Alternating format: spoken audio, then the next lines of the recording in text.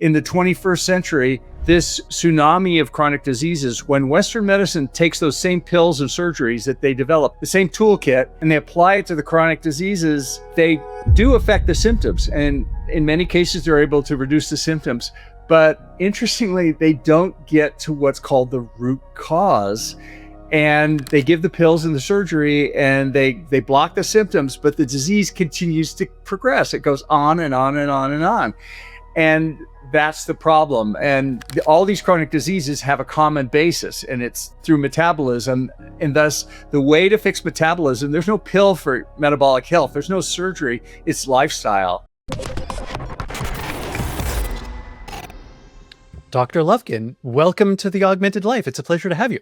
Well, thanks, Michael. It's great to be here. I'm really looking forward to this conversation. And as I said offline, I've never seen the degree of preparation which you've done for this interview. It's really remarkable.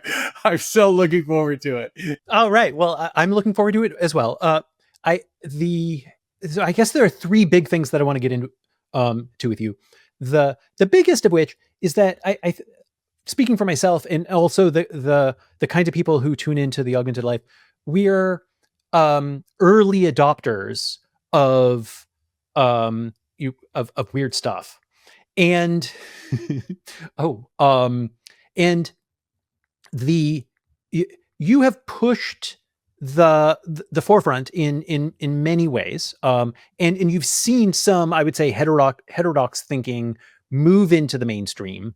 And I think a central preoccupation of people like me is, how do I validly adopt cutting edge stuff that maybe on, that has not yet passed into the mainstream, where I'm doing good N equals one kind of experiments on myself, while not just, falling for snake oil, there's hard judgment calls on the edge, if you will. Yeah. Right. So I let's get into that. I'd really like to dig into some of the things that I learned about your past scientific work on expanding the scope of what's normal versus what isn't, and how that should affect medical diagnostics. And then, of course, we've got to talk about metabolic health.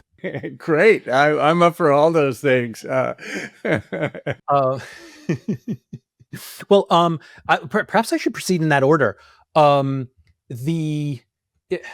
think, in particular, when we look at the dawning acceptance of a remarkable number of chronic diseases actually having, metabolic pathways as critical links in the causal chain. This began as sort of a weird idea, right? You had some people pursuing this notion that maybe there's metabolic syndrome. I think Gleason just called it Syndrome X, and it was not really accepted at the time. And you've done some extraordinary work to actually prove out this thesis. And so you've literally, at least in this one domain, seen something that's gone from heterodox into the beginnings of mainstream acceptance. What is it, in your view, that separates, let's call it, ahead of the curve, but nonetheless legitimate, promising treatments or research from pseudoscience, which patently abounds in healthcare? Yeah, I mean, that's a great question, because there's so many stories, anecdotes, tales. There's so many devices, substances, recommendations for changing the way we feel or changing the way our health. And how do we get through that? Well, my background I spent my whole career essentially as a medical school professor, which allowed me to teach, but also to practice medicine and also to do research. So I'm kind of born and raised and breathing the air of the scientific method. So that's primarily my go-to metric. Now, if I were, if I were a priest or a rabbi or someone in faith, there would be a different set of metrics applying, religious beliefs or something. But in science, it's pretty clear cut. I mean, as somebody pointed out, the great thing about science is it works whether you believe in it or not. There's a universality to it, and it allows us to test it with various ways. There's a great pyramid of validation, essentially, of scientific validation, that I think at the bottom level is expert opinion, interestingly enough, or near the bottom, which would be expert opinion could be, well, my mother said, or my aunt said, or Dr. Lufkin said, even, or, it's just an opinion. And then along that same level would be experiential, along with opinion would be experiences, like an N of 1.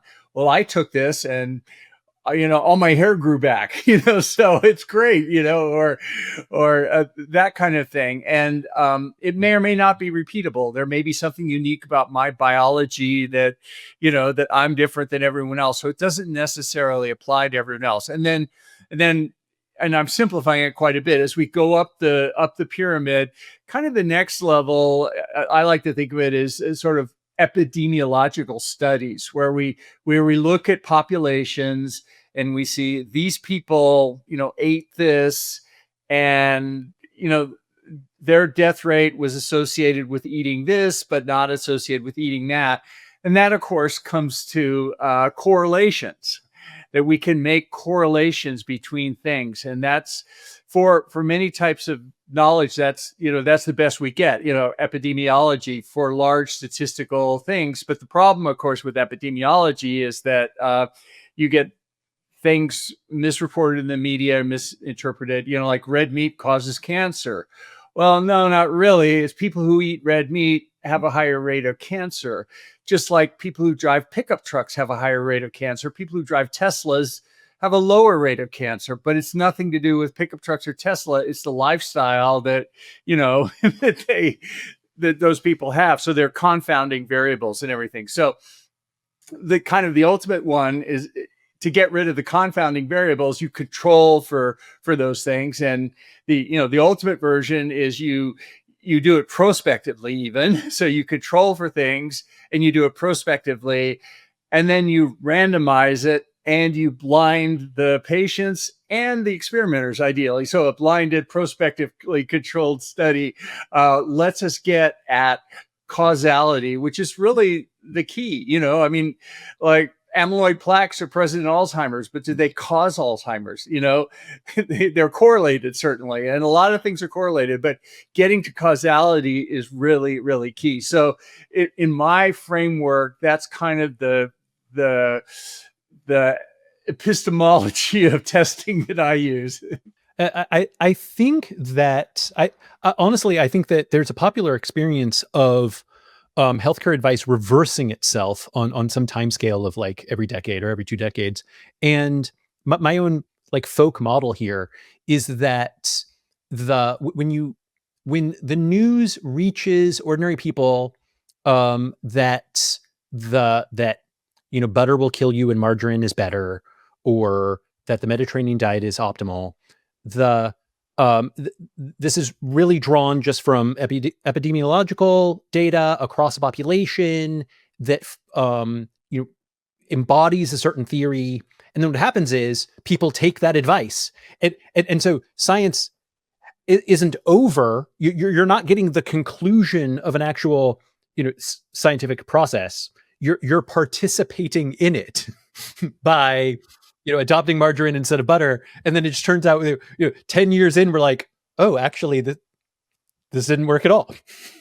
Yeah. And I mean, that's a great point. I mean, what I was describing was literally just the scientific knowledge. And then you have the cultural zeitgeist, where that knowledge may not make it out there, or even into the scientific academic zeitgeist.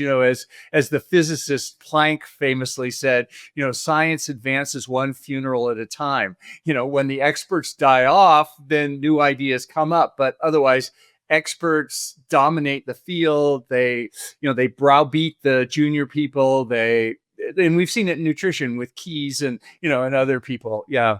Yeah. Right. Now, like, digging into causality, and especially the advancement of finding like the true causal factors for health or for disease. I think that one of the things that complicates this as a scientific endeavor in the particular domain of human health is that it's actually hard to figure out what normal is. And one of the things that struck me as I was reading exhaustively your past work was early work that you did on what I saw delightfully termed as incidentalomas. Right. So many listeners might not know that before your pioneering work on metabolic health, you made extraordinary advances in medical imaging, which was your original specialty. And in that pursuit, you showed that in particular with the case of sinus disease in children, there was a great risk of overdiagnosis of problems that simply came from the fact that the literature on what looks normal was perhaps too constrained, right? So you kind of expanded the scope of what normal is. Is that a fair characterization? Yeah, and you're very generous. You're very kind with your words. I don't know if my work was that significant, but yeah, that was definitely a focus. And there's one other paper along the same lines, or one other line of thinking was that maybe people will relate to this even more. Is spine disease and degenerative changes in the spine, and we looked at and radiologists, which is my specialty, report out what are called degenerative changes of the spine, which are spurs and narrowing of the discs and everything like that. And these are associated with pain, to the point that if I have back pain or neck pain, I get a scan and the doctor reports out, oh, you have disc disease, narrowing on that side. That's where your pain is. Well, guess what? I'm going to get an operation to fix that. Well, why not? Appropriately so. Well, the problem is back surgery famously is ineffective. 50% of back operations fail. And why is it? Well, it may be the causality of the changes on the scan may not necessarily be causing the pain, to the point that, so we did a study. We took normal people without back pain or without neck pain, and they happen to be scanned for other reasons. And we looked at the findings on their scans, and sure enough, we found degenerative changes, mild changes. We found actually joint narrowing. We found narrowing of the spinal canal and actual spinal cord compression, which, if seen on somebody with pain, would have been, an urgent thing. But these were asymptomatic people walking around.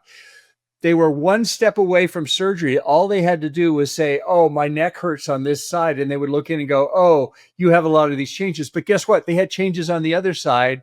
And many, many people walking around had those changes too. And they never did have pain or, surgery.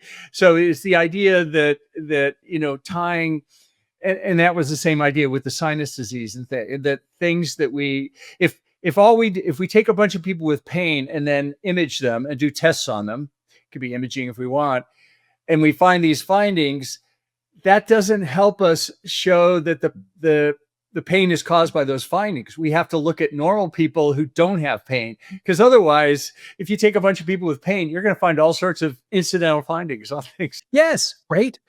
So we risk over-pathologizing what is actually part of the normal distribution. Yep, exactly right. What are the odds? Do you have an intuition for the degree to which this is actually happening in every domain? Right, like it happens to be the case that the world got Dr. Lufkin. Dr. Lufkin decided to, specialize in imagery and do this kind of investigation. But like, do we need, a couple hundred Dr. Lufkins in like every domain of science, like revisiting what normal is and figuring out where the overpathologization is happening? Well, it's kind of the the idea. It can happen with any test and any procedure that's based on that test, or any, doesn't even have to be a procedure. It can be a vested interest, even a food manufacturer or a pharmaceutical company that benefits by having an abnormal lab. They'll sell more drugs, and it's a slippery slope that drives pernicious financial incentives, either consciously or unconsciously. I like to think that most human beings get up in the morning, they don't want to harm other people, but we people have to make car payments. They're driven by other other factors. That oftentimes it clouds their judgment a little bit about these things. But so, to answer your question, yeah, I think it happens in imaging, but also it happens in this case, anytime there's a test and a action predicated on the results of that test, then it becomes problematic how we interpret it. Right. Okay. So help me understand actually the mechanics of the scientific pursuit of diagnosis here, where after you do this work, you looking at, let's say, what would previously be thought of as abnormal spinal compression, or the work with children on nasal cavity development, and you actually find, oh, we need to expand the scope of what is considered normal so we don't over pathologize, if you will. How does that finding actually get practically distributed to the diagnosticians who need to, update their priors, as nerds like I say, so that this actually moves into clinical practice? Yeah, I mean, here's another example again from my own experience in medical imaging. My area I specialized was head and neck. So there's this part of the head is called the TMJ, the temporomandibular joint. Is where the jaw joins the skull there, and there's a little bit of cartilage in there, just like other joint.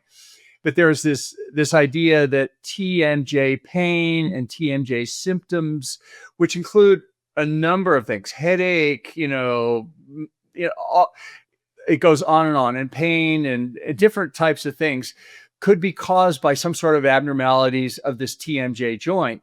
So people began to gather patients with TMJ syndrome, and then they would do scans of their TMJ joint. And as radiologists, we would describe them and say, oh, yeah, the cartilage is narrowed, or the cartilage is broken, or it's pushed back. And there were all these findings.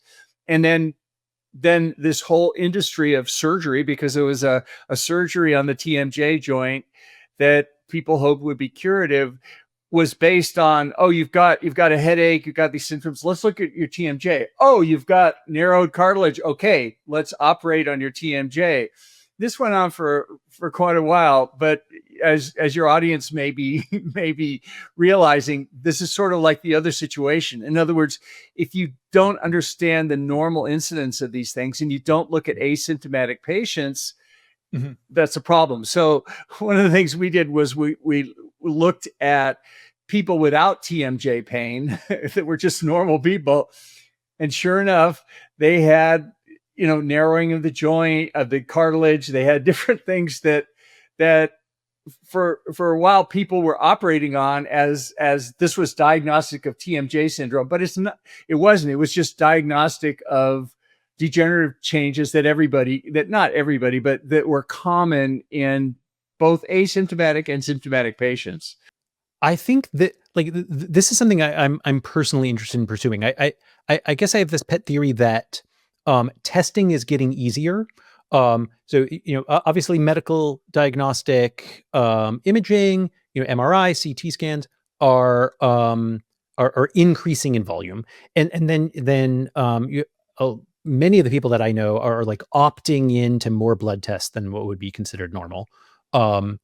And the rate of adoption of that is so high that you have next gen, mail order blood tests that you can get from a wide variety of providers, some of which are really cool. So we're definitely increasing the amount of testing happening probably per individual. which in expectation means we can build new statistical models of what's normal, but it's all kind of trapped, right? It's like patient by patient. So I wonder if there's an opportunity to create almost like a data clearinghouse in which we can do some, apply some new forms of data modeling to perhaps again expand what's normal. Yeah, just to comment on that, with increasing testing, I mean, I like to measure things, so I believe testing is good, and I do it on myself. I wear a CGM and continuous glucose monitor. I have an Aura ring from another manufacturer similar to that, and I follow those different things around, and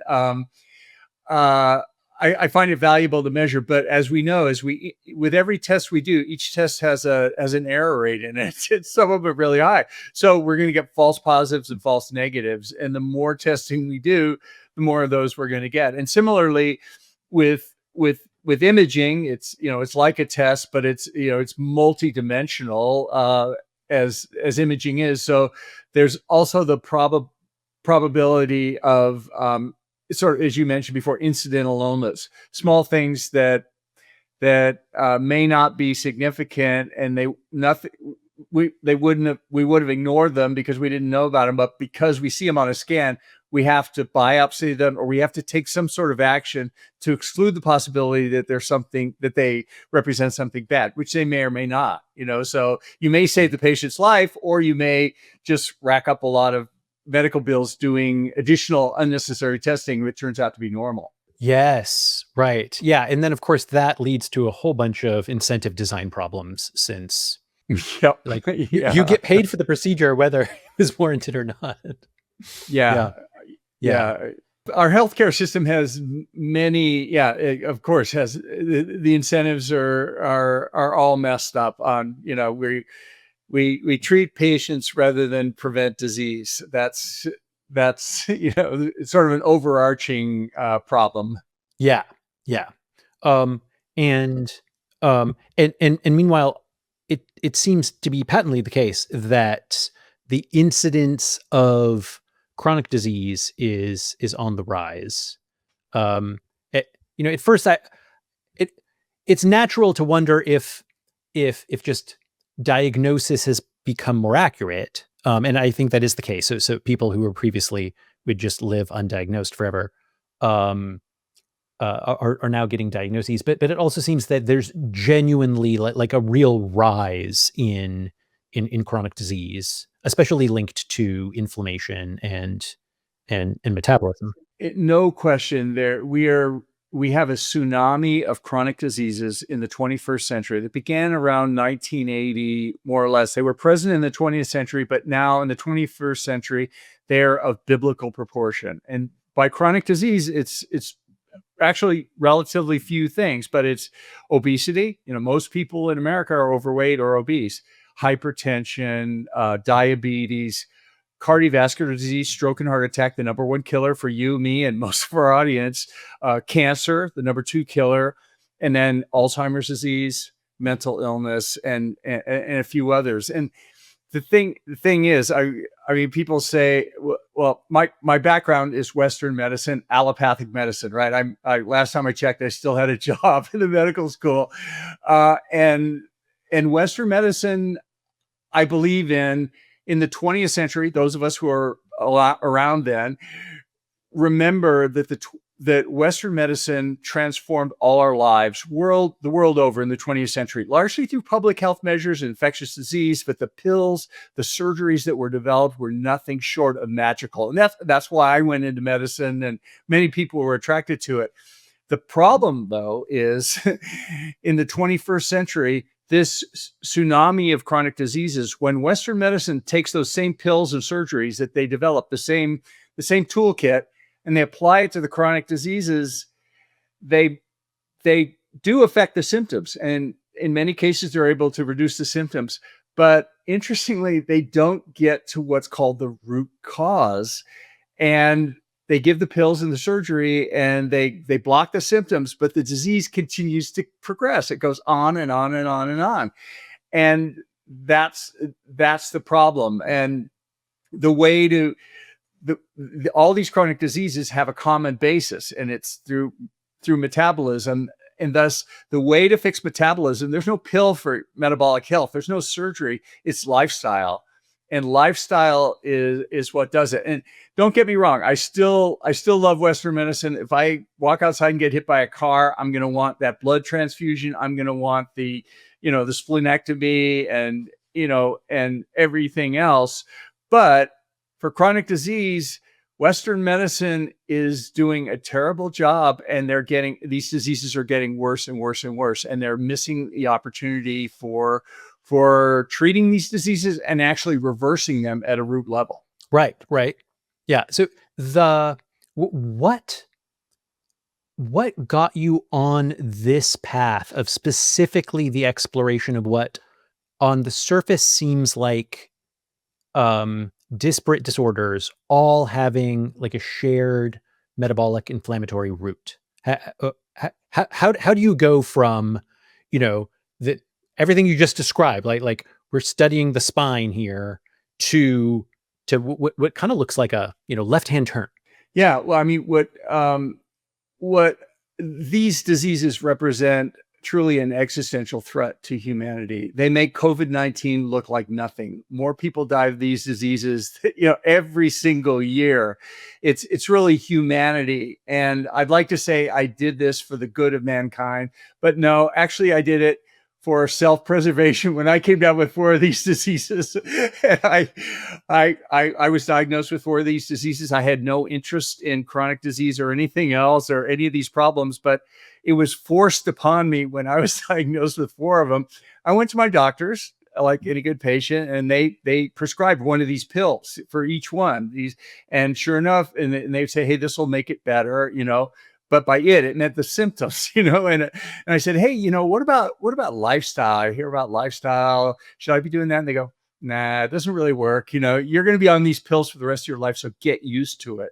And sadly, many of my colleagues still believe this. But at that point, I had 2 daughters in elementary school. They're now in middle school and high school. So it hasn't been that long, but I realized it wasn't going to end well with those diseases. I knew, I know what happens with people with those diseases. And so I began a deep dive out of self-interest, not to make the world a better place, but for myself. And I realized that there's been a revolution in our knowledge that I wasn't aware of, that many of my colleagues weren't aware of, about how metabolic disease drives these things. And we can, with relatively few tweaks in our lifestyle, we can actually turn the ship around. And that's what I did with relatively few changes in my own lifestyle. I went back to my doctors and they couldn't believe it. They thought the labs were wrong or the machines were broken. And basically I reversed the diseases. I got off all medications, and now I've turned my own career around, and I've made it my mission to help others take back their health and hopefully not make the same mistakes that I made. Right. Well, I think one of the reasons for this resistance is that the math of complex adaptive systems is relatively new. The like founders of the Santa Fe Institute are still working, right? Like this is how fresh it is, that there hasn't been a multi-generational handoff yet. And when you're studying emergent phenomena, I think that for any complex system, for any emergent phenomena, there is an alternative theory of causality that's like, no, never mind that. Here's my linear story of how A causes B. And humans like linear stories, right? Like literally all the stories we read have beginnings, middles, and ends. So I think we want to believe the simple linear causality instead of like hearing that actually, this metabolic problem involves your entire endocrine system and cellular metabolism. And believe it or not, like some of your hormone expression is going to be affected by like how early in the day you see sunlight. Yeah. I'm the same way. I'd rather have a simple explanation than a complicated explanation. The idea that, hey, why do I get a heart attack? Well, I eat butter and fat and it gets in my veins, it clogs my artery and I have a heart attack. Well, that's easy. I can understand. It's like pipes, it's like plumbing, but it has nothing to do with that. But the fat doesn't cause a heart attack. Instead, it's the sugar. Wait, the sugar from the donut's more likely to give me a heart attack than the red meat? Well, yeah, it is. And a friend of mine is a physician. Once he said about metabolism, he said, hey, metabolism, it's not rocket science. It's much, much more complicated. And it's true. It is, all these things, in the book, we talk about mTOR as this magic switch, for metabolism and longevity and chronic disease. But it's really not just mTOR. There's AMP kinase and IGF-1 and, many other things we haven't even discovered yet that are playing a role, GLP-1 agonists, that Right. people didn't even know about not that long ago, so it's challenging just to get our head around it and come up with simple enough models to understand that actually have some sort of basis in reality that will apply, to our own lifestyle that we can use. Yeah. Yeah. Now, this leads me to a question I've been dying to ask, actually, which is, when you see this common, causality, one thing we can do is try to update everyone, right? So let's inform the world that there's actually a metabolic underpinning to like a wide variety of disorders that, up to and including Alzheimer's, right?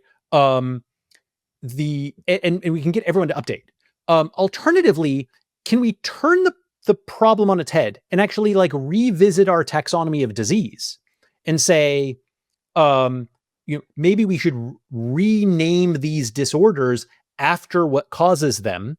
I've seen it provocatively proposed that we talk about Alzheimer's as diabetes type 3, which just appeals to the rebel in me. What do you think of that? Like, is that, do you think that's useful or is that reductive? It's a great idea. I mean, we can, you get into the philosophy. What exactly is a disease? Well, a disease is something that somebody has named, based on certain characteristics. There's no necessarily, it's a man-made construct and, with all the flaws in that. But Alzheimer's is a perfect example. Like you say, that the foundational involvement of glucose metabolism, which is a metabolic dysfunction as well in Alzheimer's, has caused many people to name it type 3 diabetes. And indeed, the lifestyle changes we talked about make some, but not all patients with Alzheimer's get better. In fact, giving them, ketones, short chain fatty acids, medium chain fatty acids, it will reverse their memory problems in some, but not all of them. But Alzheimer's disease itself, I would submit, and Dale Bredesen has done some great work on this, and Heather Sanderson, the idea that Alzheimer's disease is neuroinflammation, neurodegeneration, but it's multifactorial. In other words, somebody can have memory loss and the symptoms of Alzheimer's disease if they can reverse with vitamin D pills, if they're low on vitamin D. Dale Bredesen had a famous patient, or a patient here in LA, that was a high functioning attorney, and he began having, he couldn't remember his keys and everything, and it occurred over a short time. And it was, well, you've got Alzheimer's. It's, too bad. It's coming on fast. But anyway, long story short, it turns out just before he had that, he'd been to Bermuda with some buddies on a, some crazy exotic trip. Anyway, long story short, they'd consumed some parasites that were affecting their brain. And when they treated the brain infection, everything went back. So there are a number of causes of this neurodegeneration that's Alzheimer's disease. And, all you have to do is look at the Alzheimer's gene. They talk about one of the most common alleles causing Alzheimer's, or not causing Alzheimer's, but related to increased incidence of Alzheimer's disease, is the ApoE4 allele. Right. And interestingly, it's not really an Alzheimer's gene. It's also associated with cardiovascular disease. In others, people with ApoE4, which is actually, as it turns out, the 4 mutation, there's 4, 2, and 3. 4 is the one that's associated with Alzheimer's disease and cardiovascular disease. If you have both alleles, then your risk is even higher. As it turns out, historically, human beings used to have ApoE4 as the dominant form. And it's only in the last 10,000 years that ApoE2 and 3 have increased. And if I have ApoE3, which I have, which is sort of the normal side, I will have a lower risk of Alzheimer's disease than somebody with ApoE4. So why were they present before and why are they not present now? Well, it turns out ApoE4 is not an Alzheimer's gene. It's not a cardiovascular gene. It's an inflammation gene. It drives inflammation. And in our ancestors, inflammation is actually good.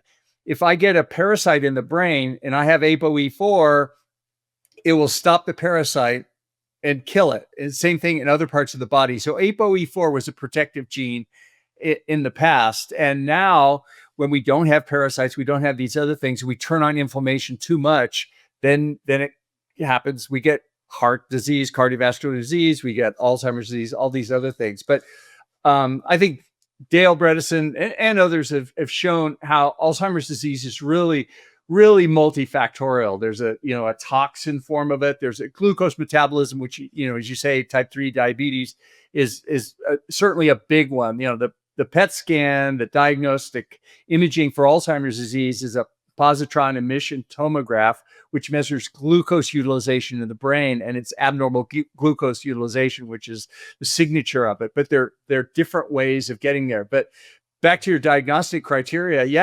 maybe it shouldn't be Alzheimer's, but it should be something else. Even type 2 diabetes, there are almost certainly many different forms of that come in there. And then, of course, the challenge is, are we splitters or lumpers? We don't want to have an infinite number of different diagnoses. We want to have a small enough number of categories to be useful.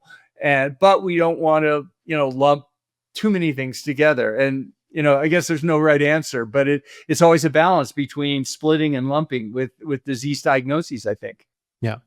I too was actually entertaining the idea that we should think of ApoE4 as the inflammation gene, not the Alzheimer's gene. But it's news to me that it used to be the dominant allele, though. This makes me think of some pioneering work on metabolic measurement in the field using nucleated water.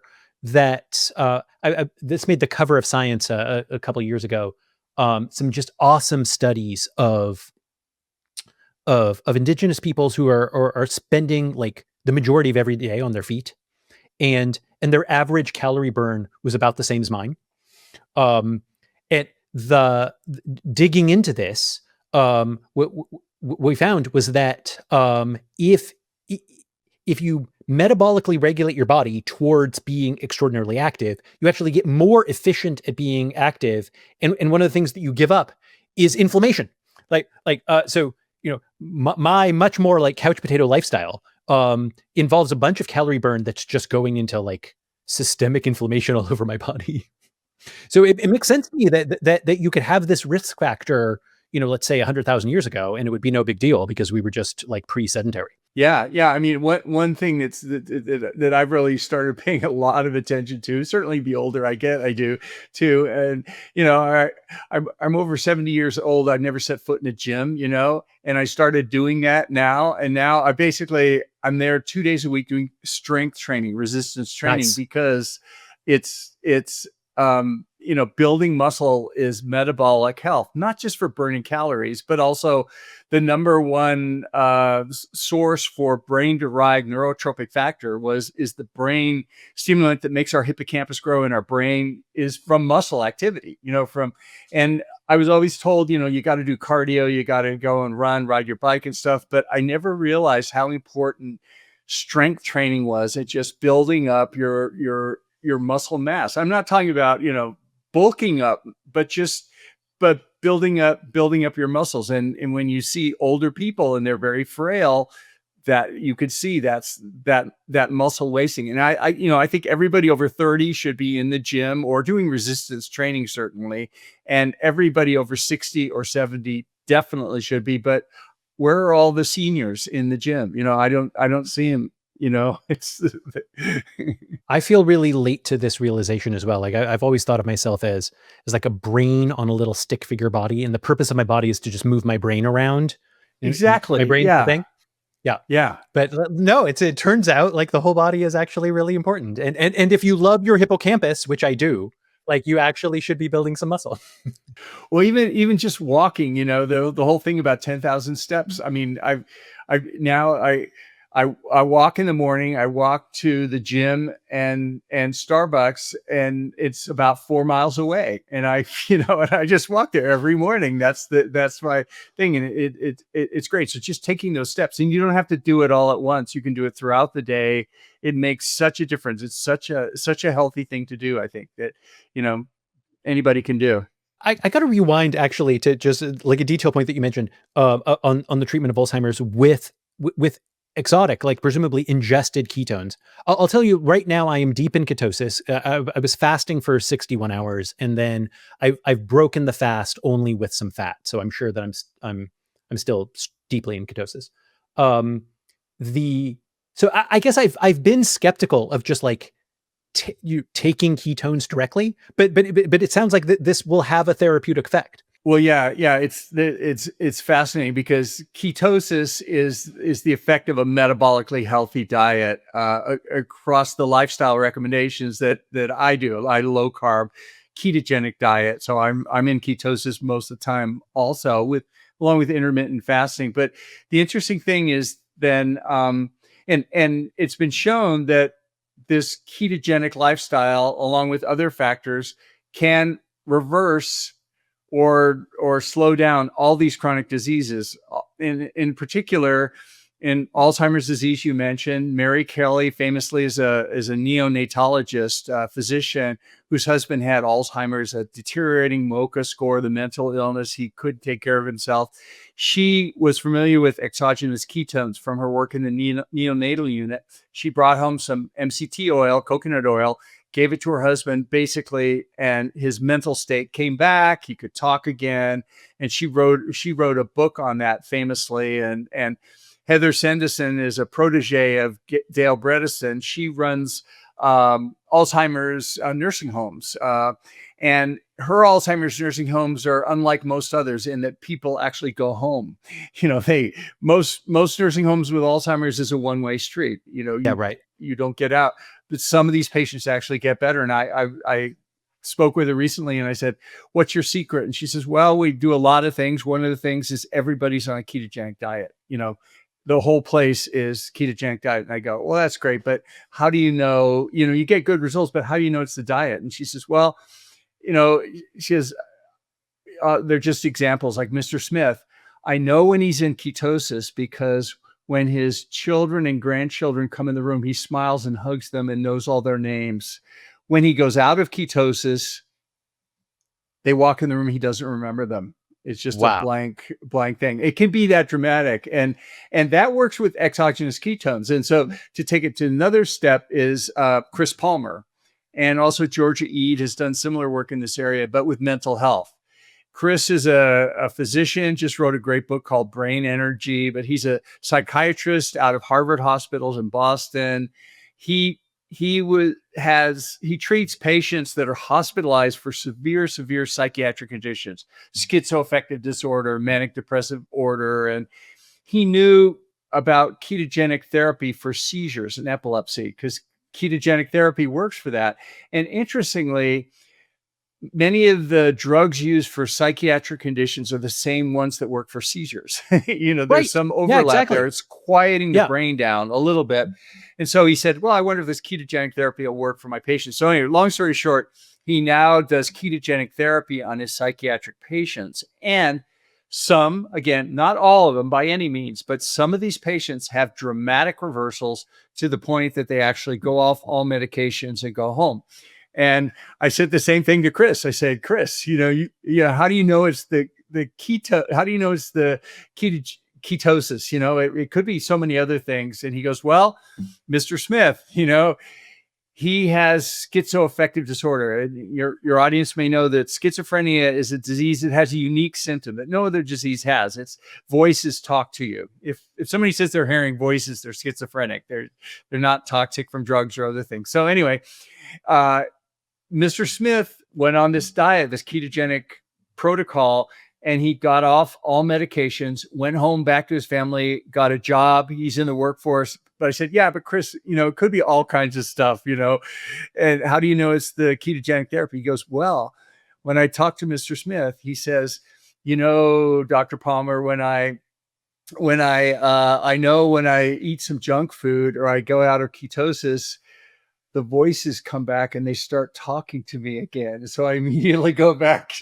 and the voices go away again. So at least for that, but long story for short question, back to your point, I asked the same question to Chris, like Mary Kelly did with Alzheimer's disease and exogenous ketones, MCT oil and things. I said, Chris, have you thought of giving exogenous ketones for psychiatric conditions? Because now this is blowing up. The Stanford did an independent study. So now psychiatric conditions, people who have psychiatric conditions should all have a trial of a ketogenic diet. I mean, it does no harm. And if it works, you've saved their lives, really. Sure, no, exactly. And actually the Bazuki family is now bankrolling a lot of these studies around the country. They're the Roblox family or the, I don't know, Minecraft or one of them, but Chris is working with them and they're funding studies to do ketosis as metabolic therapy for psychiatric conditions. And it's a game changer. It's going to be coming. But anyway, I asked Chris, what about exogenous ketones? And he told me this was about 6 months ago or so.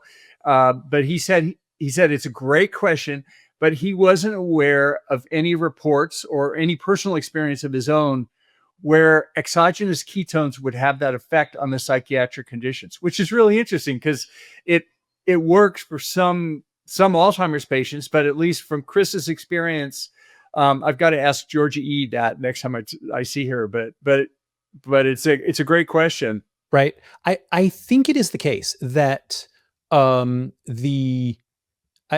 I think your brain stays on glucose longer than the rest of your body. So I would theorize that you've got to go deeper into ketosis than the exogenous ketones get you in order to have the major brain effect. Though, of course, I'm just speculating. It's unclear what the mechanism of action is. Do any of these researchers have a theory as to what is actually like causal about the ketotic state? One of the for Alzheimer's disease is the inability of the brain to process glucose, and it becomes insulin resistant and has problems with glucose processing. So by forcing it into ketosis, you're having alpha ketoglutarate, alternative fuels. Now, most of the brain can operate on alternative fuels. A couple parts still need glucose, but by going into ketosis, it seems to have a benefit. And I suspect that the same thing's happening with psychiatric conditions. Although regarding our previous conversation, it's so complex. Ketosis also turns down inflammation. It might be an inflammation factor, or all of the above, who knows? But the key thing is that it works. And that is so exciting. Again, not in every single patient, but the fact that it works in any patients is revolutionary, and everyone should deserve a trial on that treatment for sure. Yeah. This gets exactly to my first question. I learned about some of these results actually from the biohacker community, people purely reasoning by syllogism, which is ketosis treats some forms of otherwise drug-resistant epilepsy. Some drugs that, like I was just prescribed a drug for bipolar disorder that was also prescribed for epilepsy. So why don't I try the diet that also works for epilepsy, and let's see if it has any effect on my bipolar disorder? And the answer has been yes. So that there's been some knowledge sharing in the biohacker community just based on that. Yeah. And now we're seeing it in cancer too, ketogenic Right. diet for malignant brain tumors, which are called glioblastoma multiforme, typically live 12 months to 24 months. There's no treatment, and people put on ketogenic diets. And again, it's a very small study, but there was a dramatic effect for some of the patients lived double the time. And so there's a dramatic effect. And like these other things, ketogenic therapy, there's really no downside. So even cancer patients who are going chemotherapy and everything, ketogenic therapy, why not do it? It's like, All right. So let me. This will be my final question. Just trying to dig in right here. It seems to me to be the case that we have immune systems. Sometimes we get over diseases. Sometimes cancers go into remission, and so I'm sure that statistically, there's countless cases where someone is recommended, green tea cures cancer. They start drinking green tea, and legitimately their cancer goes away, right? And so for that person with that lived experience, they're like, no, bro, let me tell you, like green tea cured my cancer, right? And when we see that happens, if we want to be a little bit more rigorous with our own N=1 experiments, like what are the antidotes to fooling ourselves so that we can be a little bit more rigorous as we're doing this kind of self-experimentation, so that we have the benefit, or we're taking the agency of trying this kind of stuff, but trying to make ourselves, like, let's say, resistant to anecdotes. yeah, I mean, one of the basic things, even before that pyramid, one of the basic things to even enter that pyramid of inference and knowledge is to come up with a mechanism. Like, well, how could that possibly work? It's like, oh, I waved my hand over my head and my cancer went away. I know it did because it worked for me. So for me, it's 100%, it's N=1. But what's the possible mechanism? Like, what did I do? What happened or something? So having that mechanism, and then like we say, it gets really complicated because some diseases benefit from a hyper functioning immune system, like cancer. You want your immune system to kill those cells. But on the other hand, there's a whole group of diseases that are basically a hyper functioning immune system. All the autoimmune disorders, the irritable bowel disease, all the inflammatory things. So it's not like there's one fix, but interestingly, metabolic health, when we think about it, turns down inflammation, but it also improves cancer outcomes. So it appears to be the one size fits all across all those chronic diseases, because rapamycin famously is the drug that turns mTOR down, and it's arguably the most powerful pharmaceutical ever discovered for longevity, at least in animal models. It turns mTOR down. Well, rapamycin, it's now being applied for Alzheimer's disease. It's now being applied for diabetes. It's now being applied to cardiovascular disease. FDA approved stents. If you coat stents with rapamycin, they don't reclot off. It's FDA approved for that. I mean, it's powerful.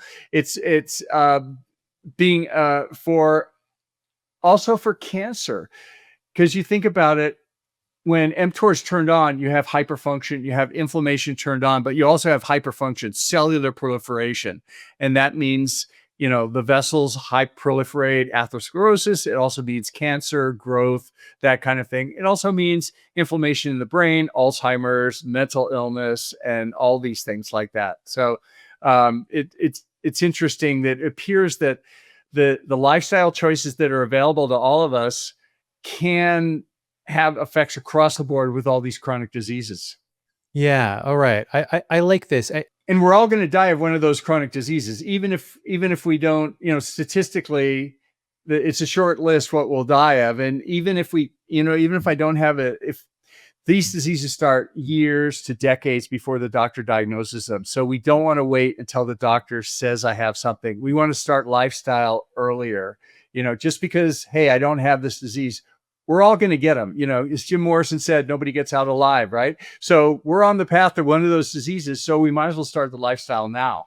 Right. In those terms, lifestyle changes are actually a form of strategic laziness, right? Like it sounds like they're going to affect the outcomes of so many possible disorders that it's just a big lever for life improvement. So it maybe looks on its face like it's harder than taking a pill, but actually it's the lazy option. It's the one thing that improves so many different outcomes.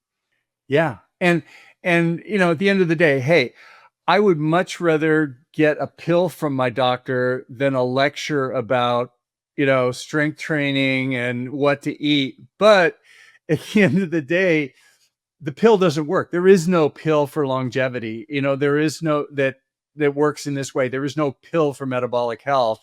Lifestyle is the way to do it. And we're in control of our lifestyle every single day. No doctor can do that for me.